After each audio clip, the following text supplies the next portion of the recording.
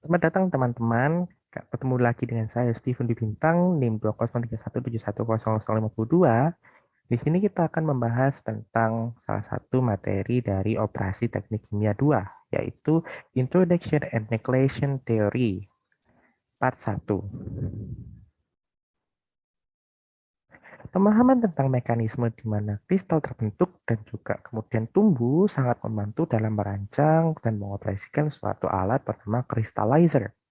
Namun, perbedaan antara kinerja yang diprediksi dan juga kinerja aktual dalam crystallizer seringkali masih cukup besar. Di sini terdapat dua alat yang sebelumnya sudah dibahas oleh teman-teman dari tim sebelum-sebelumnya. Di sini saya hanya mereview saja. Yang pertama ada Circulating Liquid Evaporator Crystallizer. Di sini memanfaatkan evaporator untuk menjadikan suatu larutan menjadi larutan kelewat jenuh. Larutan yang sebelumnya, larutan umpan, akan masuk melalui cup, dan cup akan disirkulasikan oleh pompa, kemudian mengalir ke heater. Di dalam heater ini terjadi flash evaporation, kemudian dialirkan ke body crystallizer. Oleh akibat dari flash evaporation mengakibatkan larutan-larutan beberapanya ada yang menjadi larutan yang kelewat jenuh atau larutan supersaturated. Larutan-larutan ini kemudian masuk melalui lubang pada pipa, dialirkan menuju bagian bawah body crystallizer. Di dalam sini terdapat kristal yang telah terfluidisasi dan juga teragitasi.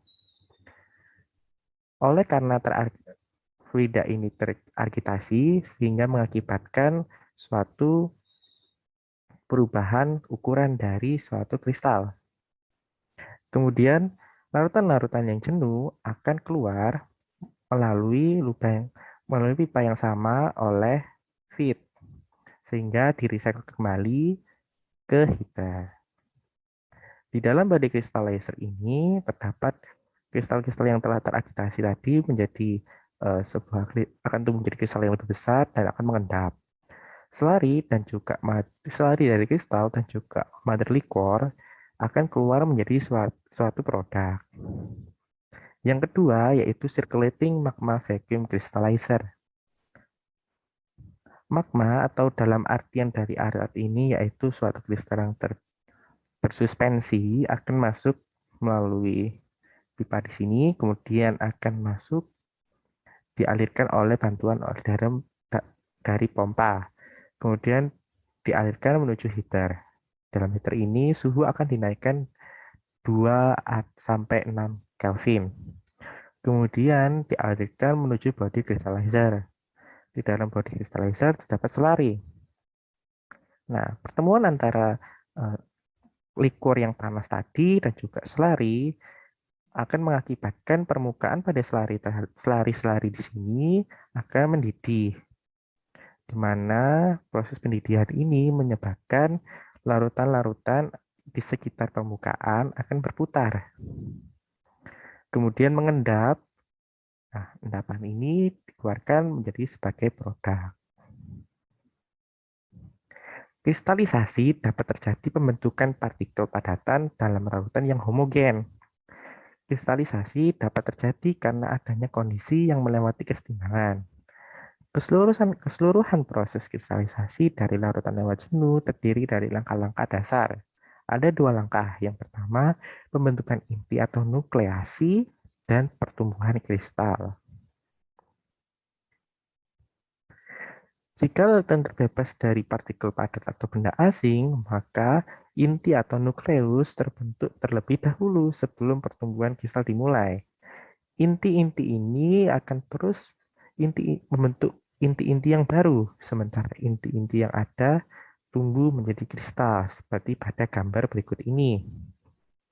Suatu larutan akan terbentuk suatu proses yang dinamakan nukleasi, yaitu pengumpulan molekul-molekul di sekitarnya.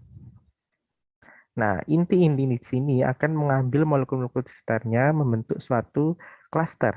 Nah, suatu klaster ini akan berdifusi oleh molekul-molekul lainnya yang di sekitarnya Nah, dari proses difusi ini akan menyebabkan kristal-kristal akan bertumbuh dan semakin besar membentuk kristal yang kita sebut kristalisasi. Teori nukleasi terdapat dua macam, yaitu nukleasi primer atau homogen dan juga nukleasi sekunder atau kontak. Pada nukleasi primer, nukleasi di sini terjadi secara spontan dengan membentuk klaster, seperti yang dijelaskan pada slide sebelumnya. Kemudian, nukleasi sekunder atau nukleasi kontak terjadi jika bertabrakan dengan molekul lain. Contohnya adalah proses agitasi. Nah, dari teori nukleasi ini akan lebih lanjutnya dibahas oleh tim-tim berikutnya.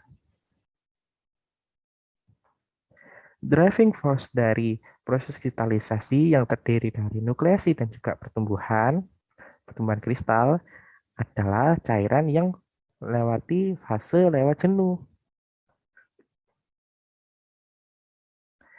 Nah, jika larutan ini tidak lewat jenuh, maka kedua langkah tidak dapat terjadi. Seperti pada larutan jenuh dan juga tidak jenuh. Oleh karena itu, butuh suatu proses pengaplikasian atau crystallizer yang menerapkan yang mengubah larutan menjadi larutan yang lewat jenuh. Sekian presentasi dari saya. Apabila ada kesalahan maupun dari perkataan dan perbuatan, saya mohon maaf. Kemudian semoga presentasi ini akan bermanfaat bagi teman-teman semuanya. Dan juga apabila terdapat pertanyaan, silakan tanyakan di next meeting selanjutnya. Saya Steve Bintang, pamit undur diri. Terima kasih.